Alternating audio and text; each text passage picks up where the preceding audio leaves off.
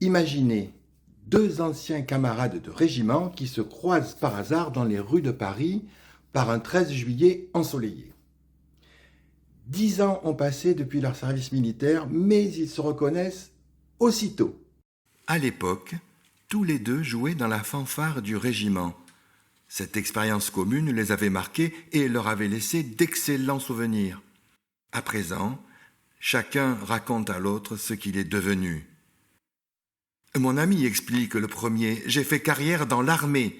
D'ailleurs, demain pour le 14 juillet, je dirige la grande parade militaire sur les Champs-Élysées. C'est moi qui ai orchestré tout le défilé. Et toi, qu'es-tu devenu ? Moi, répond le second, j'ai continué dans la musique. Je suis aujourd'hui pianiste concertiste.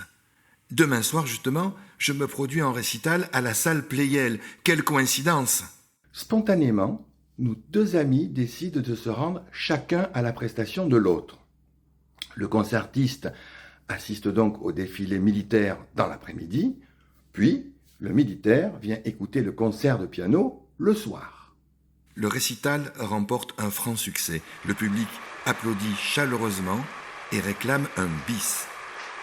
Après le spectacle, le militaire parvient à rejoindre son ami dans la loge. « Merci d'être venu !» s'exclame le pianiste. « Alors, tu as apprécié ?»« Oh, bien sûr !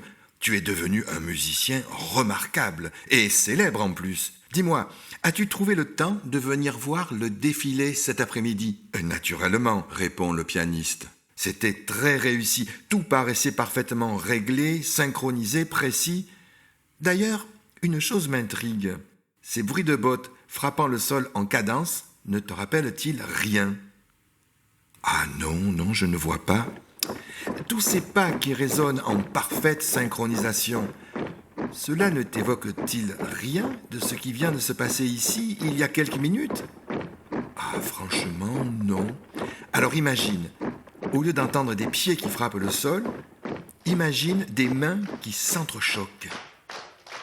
Ah, tu fais allusion aux applaudissements, aux gens qui battaient des mains pour réclamer un rappel. Effectivement, au niveau sonore, il y a une ressemblance frappante. Exactement. Dis-moi, a-t-il été facile d'obtenir cette synchronisation parfaite de tes soldats ? Oh, certainement pas. Cela a demandé un travail long et minutieux. Beaucoup d'entraînement, j'imagine. Oh oui. Au début, il y en avait toujours quelques-uns qui n'étaient pas du tout dans le rythme. Cela a dû nécessiter bien des corrections. Exactement. Des remarques fermes, sans doute. Absolument. Et nombreuses. Des sanctions peut-être, voire quelques humiliations. Eh bien oui, que veux-tu ? Certains ne comprennent que ça. Voilà justement où je voulais en venir. Mon public a produit un son remarquablement similaire à celui de ton régiment. Mais, chose curieuse, personne ne les y a contraints. Ils l'ont fait spontanément, avec enthousiasme, et la synchronisation était parfaite. Cette anecdote nous rappelle une vérité simple mais profonde. Il existe souvent plusieurs chemins différents pour atteindre un même objectif. Parfois, l'inspiration et la passion accomplissent ce que la contrainte peine à obtenir. La musique, qu'elle vienne du cœur ou qu'elle soit imposée par la discipline, peut créer la même harmonie, mais par des moyens bien différents.